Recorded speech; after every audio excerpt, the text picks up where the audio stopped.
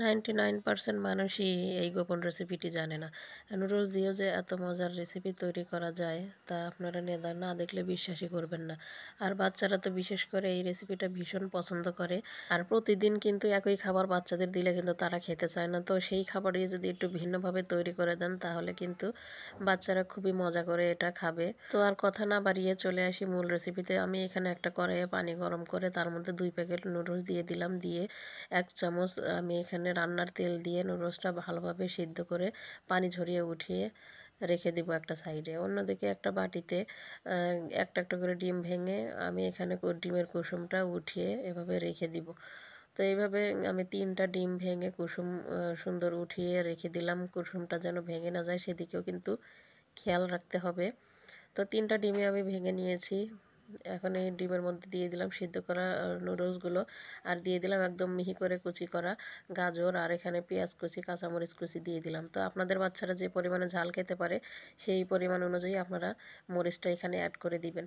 তো এখানে দিয়ে দিচ্ছি এখানে 2 প্যাকেট নুডলসের মশলা। মশলাগুলো দিয়ে এবারে ভালোভাবে কিন্তু মিশিয়ে নিব। দিয়ে দিলাম পরিমাণ মতো লবণ। দিয়ে এগুলো এখন ডিমের সাথে নুডলসটা আমি ভালোভাবে মিশিয়ে নিব। আর হ্যাঁ, কে কোথা থেকে আমার এই ভিডিওটি দেখছেন অবশ্যই কমেন্ট করে জানাতে ভুলবেন না কিন্তু। আর ভিডিওটি যদি আমার ভালো লেগে থাকে তাহলে লাইক, কমেন্ট, শেয়ার করে পেজটিতে ফলো দিয়ে অবশ্যই আমার পাশে থাকবেন। তো এখানে আমি নুডলসটা ভালোভাবে মেখে নিয়েছি। নিয়ে অন্যদিকে একটি প্যানে আমি পরিমাণ মতো তেল দিয়ে এখানে মেখে রাখা নুডলসগুলো দিয়ে দিব। তো দিয়ে কিন্তু এভাবে একটু ছড়িয়ে দিব। ছড়িয়ে মাঝখানে কিন্তু একটা চামচের সাহায্যে একটু ছোট্ট একটা গর্তর মতো করে এভাবে দিব। গর্তটা করার কারণ হচ্ছে এখানে এই যে ডিমের কুসুমটা মাঝখানে বসিয়ে দিব। তো মাঝখানে এভাবে আমি সবগুলো ডিমের কুসুম মাঝখানে বসিয়ে দিলাম।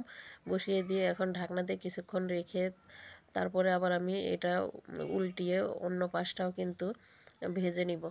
তো এক পাশটা ভাজা হয়ে গেছে, এখন আমি এটা উল্টিয়ে অন্য পাশটাও কিন্তু ভেজে নিব।